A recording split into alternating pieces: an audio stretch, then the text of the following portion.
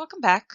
This is Cellular Chemistry Part 1. As I mentioned in the last slideshow, today we're going to be delving a little more in depth into the information we've already learned about.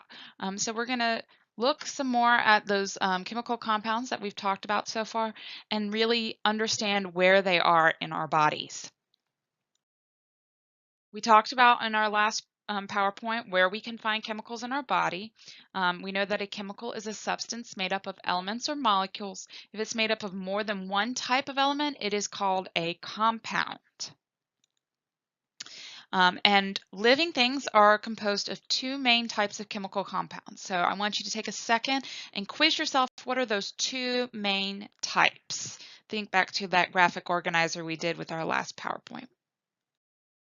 First main type are our inorganic compounds. These things do not contain carbon. Water is our most important inorganic compound in our bodies. Okay. Most organisms are made up of 60 to 90% of water by weight, so it is also the most abundant compound in the cell. And water is really important because it provides an optimum environment for reactions to occur. It's also essential in the transport of molecules throughout the cell. All right, our other type of chemical compound is organic. These things do contain carbon. Okay, we have four really main types that we're looking at in our body. First, we have carbohydrates, which are made up of carbon, hydrogen, and oxygen, and glucose is a key example. Carbohydrates provide energy for us. Then we have lipids, which are also made up of carbon, hydrogen, and oxygen. They help insulate and protect our organs in our body. They are also a storage mechanism for energy. Then we have nucleic acids, which are made up of carbon, hydrogen, oxygen, and phosphorus. These allow traits to be passed on from parent to child, so we see this in DNA.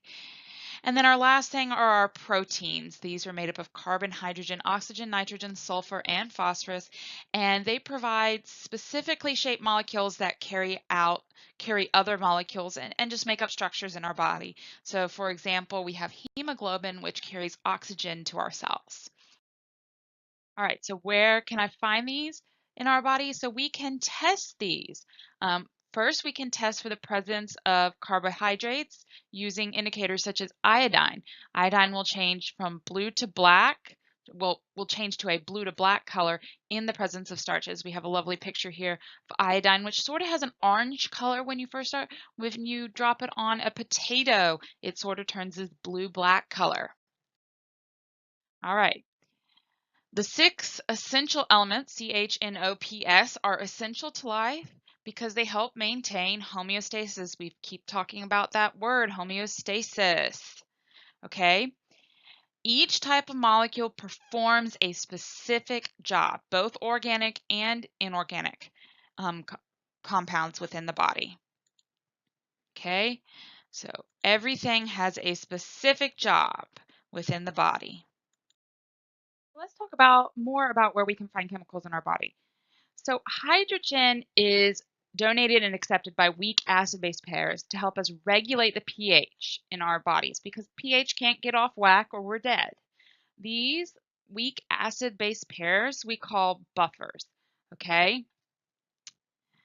All right, when the pH drops, okay, when your body becomes more acidic, the buffers in the cell accept hydrogen ions, which reverses the pH change.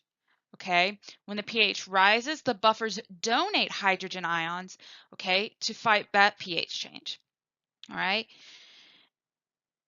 All right, as a cell respires or uses energy, okay, it produces acid. So it gives off some hydrogen ions. So the buffers have to counteract the produced acids so that you don't die, essentially. All right. Different areas of the body require different pH levels. Obviously, our stomach is much more acidic than, say, the cells on our skin. All right, so different buffers are used in different areas of the body, but the buffers help keep the pH level constant in each respective area. An image here. Here we are looking back at acids as hydrogen donors. They give off, and you have an excess of H pluses. whereas bases are hydrogen acceptors and they take on hydrogen, so you have more OH present. Right? Let's talk about the pH scale a little bit. Acids, they form H plus ions in solution, so they have a pH of less than 7. All right, bases have more OH ions in solutions, so they have a pH of higher than 7. All right, in neutral, you would have your water and your milk. All right, so that's the neutral area. So let's look at this buffer regulation. Not enough hydrogen, okay? Then the buffer throws in another hydrogen and can donate it. So we got our buffer playing football, throwing a hydrogen in when there's not enough hydrogen, okay?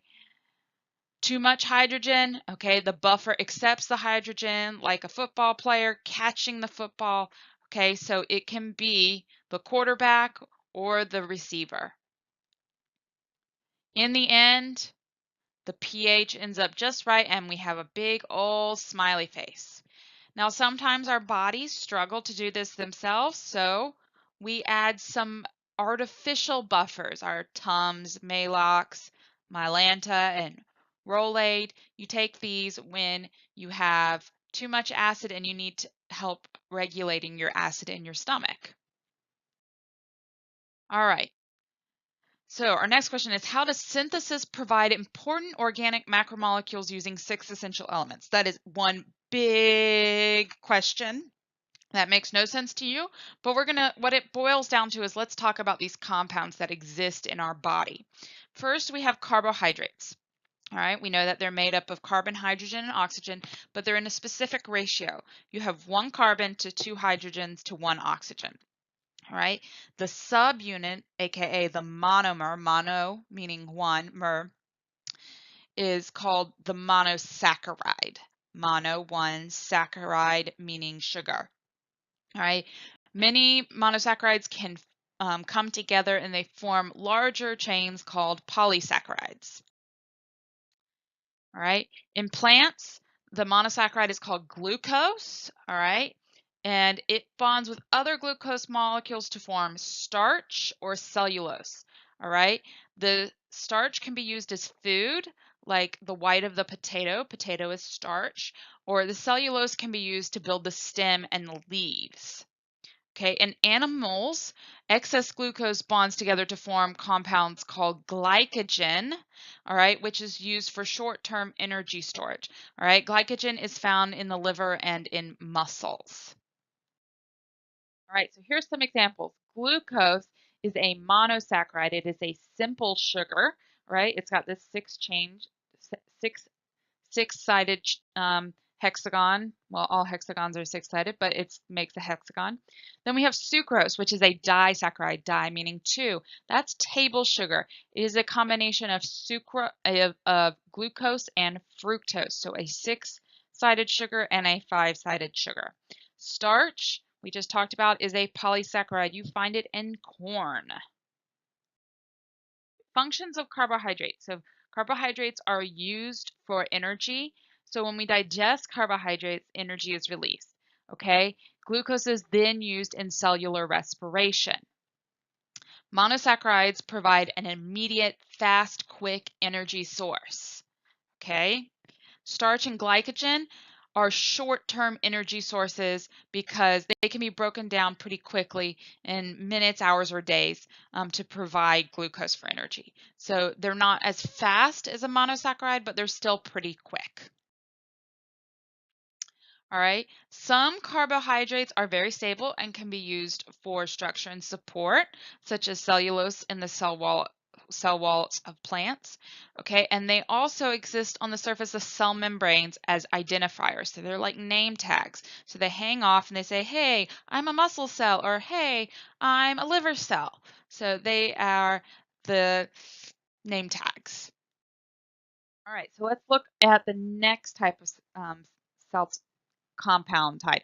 Next, we have lipids, okay?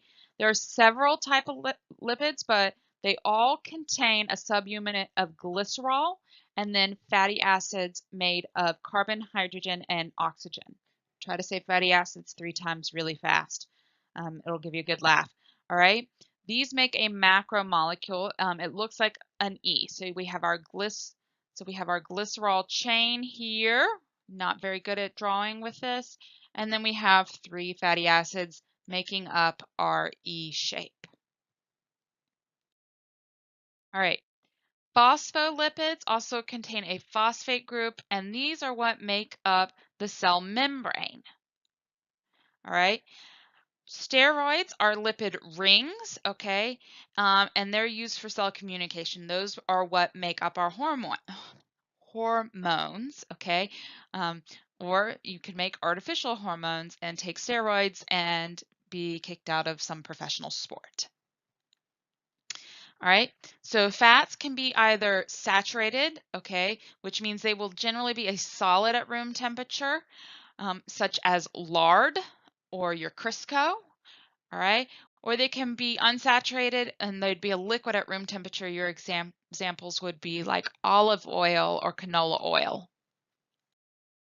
All right, let's look at some of the functions of lipids. All right, because of the number of bonds and the way the body stores lipids, lipids are a very long-term energy source, okay? So bears use lipids to accumulate a layer of fat before winter because they won't be eating in winter, okay? Fat is used as insulation and protection for your internal organs, okay? And some hormones, again, are composed of lipids. All right, let's look at our next type of macromolecule, nucleic acids. These are super important. Well, all of these are super important, but nucleic acids are incredibly important. Okay, nucleotides, which are the monomer unit, are made up of carbon, hydrogen, oxygen, nitrogen, and phosphorus. Okay, many nucleotides come together and they make up a long chain called a nucleic acid. There are 2 types of nucleic acids. First type, DNA. It is a double chain of nucleotides. It's found in all living things. And then our second type is RNA. It is a single chain. Okay. RNA, single chain, a single helix. DNA, double chain, a double helix. Do nucleic acids do? DNA are your genes. They determine the traits. They make up who you are. Okay. DNA controls all cellular activities by saying what proteins need to be made based on what hormones, and it sends out other cellular signals. And then RNA is the in-between. So DNA codes RNA, and then RNA makes protein. So RNA is the in-between because the DNA will always stay in your nucleus, but you have to have something that goes from your nucleus to your ribosomes, and that in-between signal is RNA.